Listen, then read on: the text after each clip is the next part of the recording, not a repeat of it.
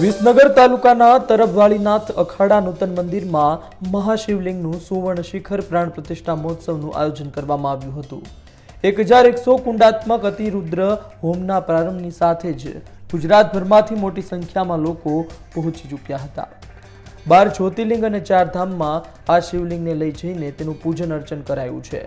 નેપાળના પશુપતિનાથ મહાદેવના મંદિરે પણ આ શિવલિંગ લઈ જવાયું હતું। 31 જ જમીનમાં વાળીનાથ ધામ બનાવવામાં આવ્યું છે।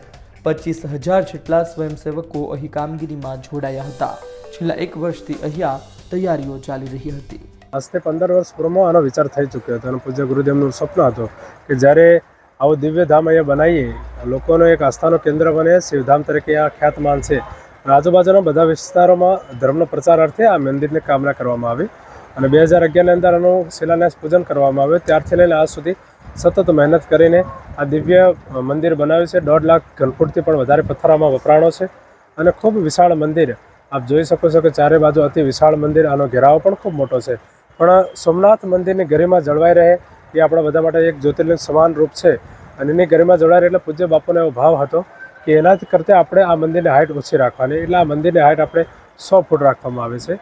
અને વાત કરીએ આ કાર્યક્રમને 1 વર્ષ પૂર્વમાં જ્યારે બધા સેવકો સંતોને એક મિટિંગ કરીને એક તારીખ ઘોષિત કરવામાં આવી હતી અને 22/2/2024ના દિવસે ભગવાન વાળીનાથની પ્રતિષ્ઠા થશે।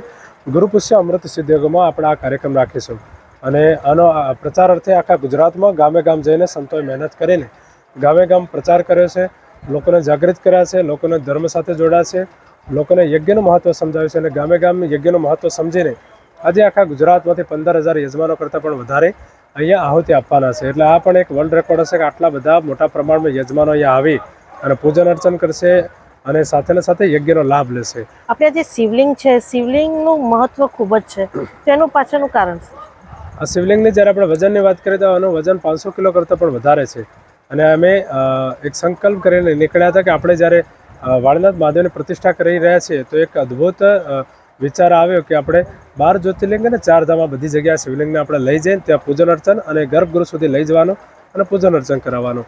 બધી જ જગ્યાએ અમે લઈ ગયા, ત્યાં જે જગ્યાએ ગયા ત્યારે મંદિરના જે પણ પૂજારી હતા કે જે ટ્રસ્ટીઓ હતા કે જે સરકાર હતી એમને ખૂબ સારી મદદ પણ કરીને મહેનત સાથે અમારી સાથે જોડાઈ જતા હતા।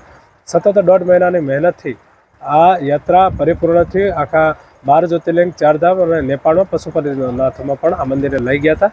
એના પછી ગુજરાતમાં આવીને અલગ તાલુકે જઈને અભિષેક પૂજન અર્ચન કાર્યક્રમ રાખવામાં આવ્યા।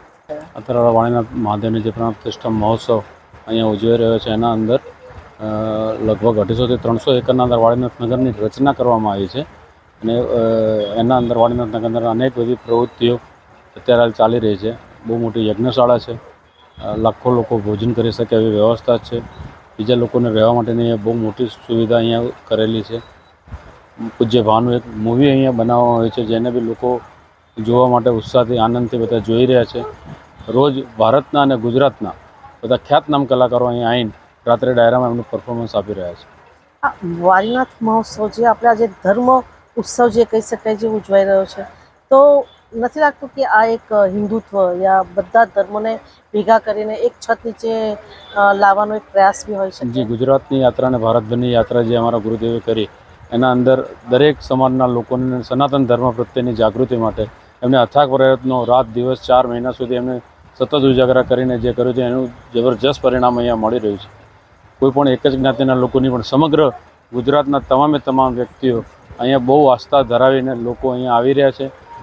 અત્યારે આપ જોઈ રહ્યા છો તો લાખોની સંખ્યામાં એક જનમેદની અહીં ઉમટી રહી છે અને પોતાનો બધાનો મહાદેવ પ્રત્યેનો, શિવધામ પ્રત્યેનો જે બી આદર છે વ્યક્ત કરી રહ્યા છે, બધા હર્ષોલ્લાસ મનાવી રહ્યા છે। તમે કેટલા ટાઈમથી આનું આયોજન કરી રહ્યા હતા?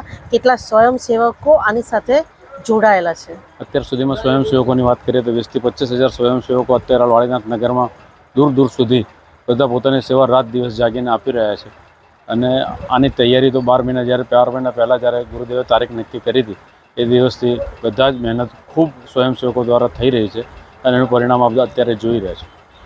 આજે આખો દેશ ધાર્મિક કહેવાય ને કે શ્રદ્ધાળુઓ જે ઉમટ્યા છે ઓલ ઓવર ઇન્ડિયામાં, ભારત દેશમાં, જે આજે પરમ પૂજ્ય અમારા બાપુ બળદેવગીરી બાપુ અને જયરામગીરીના સાનિધ્યમાં જે આ પ્રોગ્રામ રચાણો છે, આજે સુવર્ણ શિખર પ્રતિષ્ઠા મહોત્સવ થઈ રહ્યો છે અને થવા જઈ રહ્યો છે, અલૌકિક કહેવાય અને અવિસ્મરણીય કહેવાય।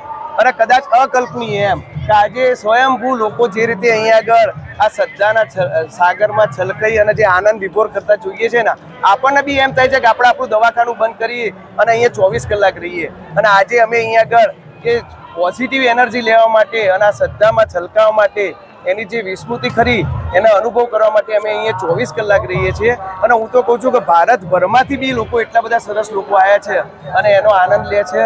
અને આ બધું મારો સમાજ અને જયરામગીરી બાપુને અર્પિત કહેવાય. ખરેખર એમને ખૂબ જ જોરદાર આયોજન કર્યું અને ખૂબ સરસ કર્યું એમ. વડાપ્રધાન મોદી પણ અહીં હાજર રહેશે, જે જોતા ભારી સુરક્ષા વ્યવસ્થા ગોઠવવામાં આવશે. વડાપ્રધાન મોદીના આગમનને લઈ લોકોમાં પણ ભારે ઉત્સાહ છે. સંવાદદાતા કામિની આચાર્યનો અહેવાલ, ગુજરાત તક, મહેસાણા.